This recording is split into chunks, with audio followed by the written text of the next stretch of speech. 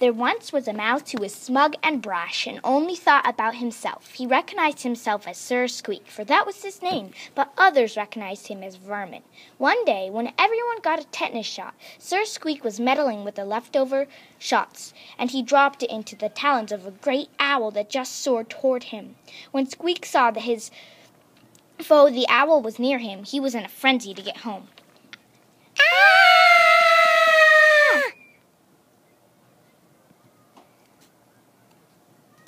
All the villagers were mad at the owl because he had been sent to capture Squeak, but he was unsuccessful. At home, Squeak staggered into his chair. He was so frightened. He analyzed what just happened. I could have gone extinct if I didn't drop that shot into the glinty talons of the owl. The next day, when Squeak was plucked and enthusiastic, a knock came to the door. He opened it, and there stood the ominous sheep. Squeak gaped at the sheep.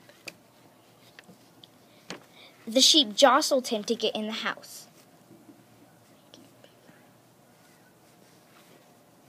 May I have a cup of tea?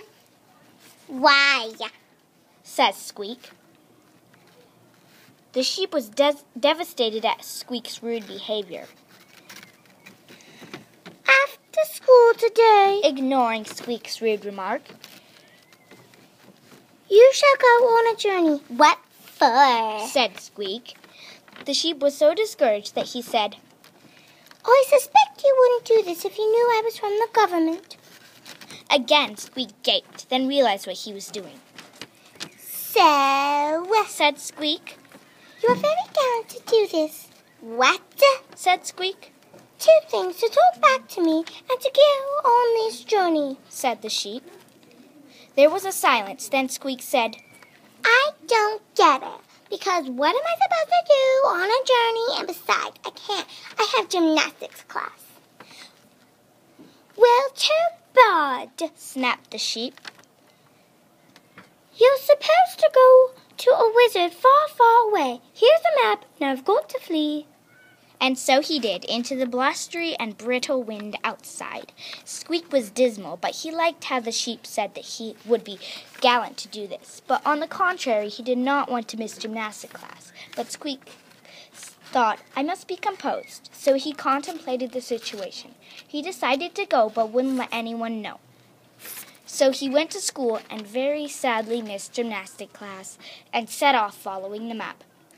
During his travel, he came to a wheat field and threshed it aside. Shh, shh, shh, shh. On the other side of the field there was a great canyon with a rope bridge dangling across it.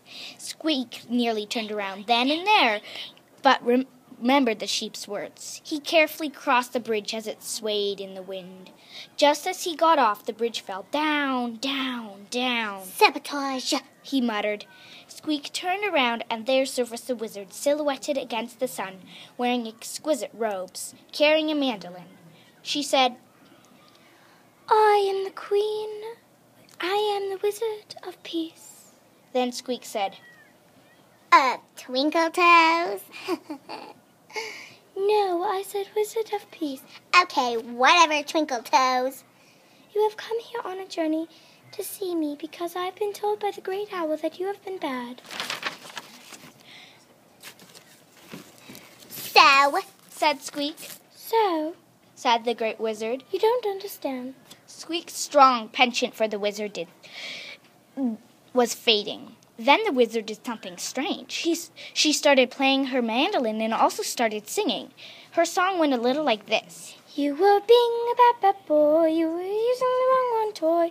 If you don't start listening to me, you'll be colder than the winter tree. You'll be hypothermia, yeah!